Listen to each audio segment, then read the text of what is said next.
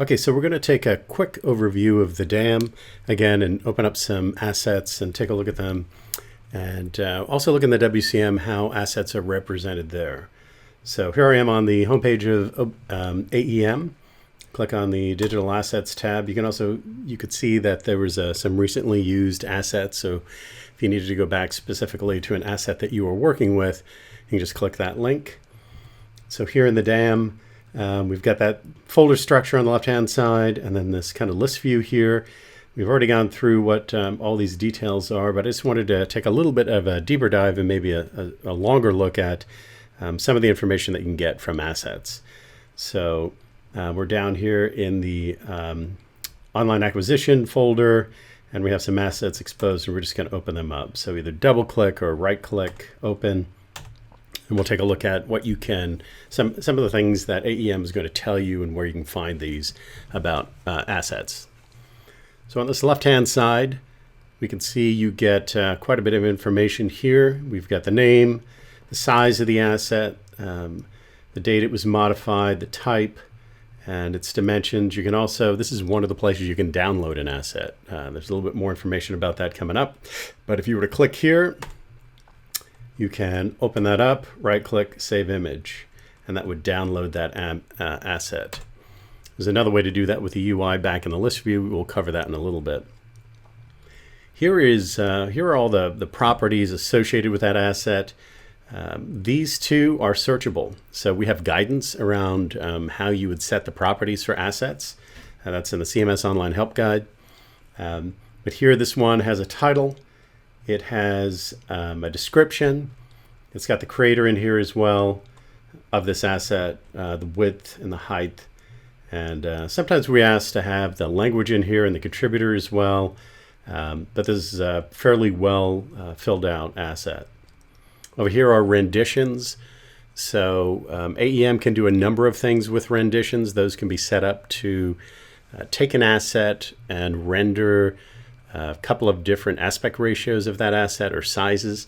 And it does this automatically. And I don't really know that this has been optimized or even used here at Intuit.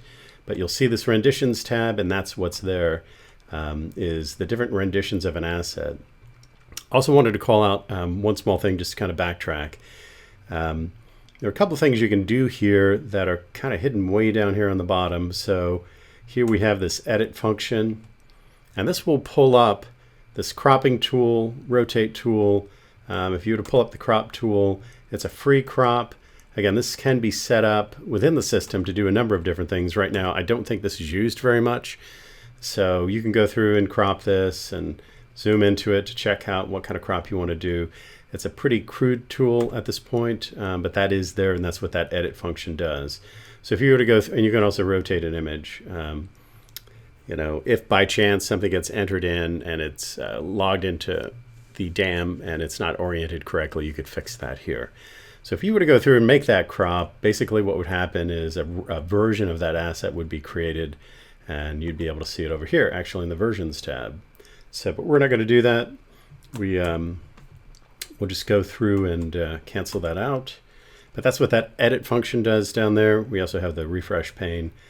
Then over here, if you were to make some adjustments to these properties, you'd want to be sure to hit save. And it's hidden down here and it's really small, but if you were to add in different functionality in here or different descriptions, you'd want to hit save, and that's down here. So you've got renditions across the top. Here we also have versions. So if, again, you wanted to have a separate version of an asset, you're going through and making some adjustments to a design or something that would run on a weekend, a variation of one asset, you could do that through versioning. And here, these are all listed, which versions they are. You have references. So this is going to be anywhere that that asset is referenced. So if it sits in a page, this is where you'd note that. And you could click on this and open it up and see what that specific page was. But anyway, that's the kind of, as we open this up a little bit, we go back through the dam and see how to work with assets a little bit. We also have a search piece here. I also wanted to call out real quick, just in case you missed it the first time around. Within the WCM, we also have a full listing of dam assets here as well. So as you can see up here on the top, I'm in the WCM. I click the assets, that rolls down, And we'd be able to find those assets. The same exact listing of assets that's over on the other side are located here as well. So really the only thing you can do with those assets here is use that cropping tool.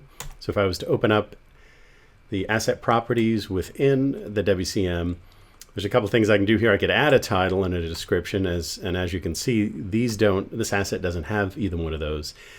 We could edit it, which would take us back into that cropping and rotate tool.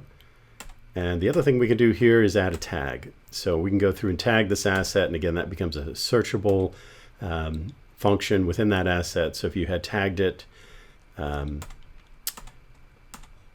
whatever would make this findable, whatever would denote what was the best kind of description of the tag for this asset, you could search on that tag in the WCM and find this asset.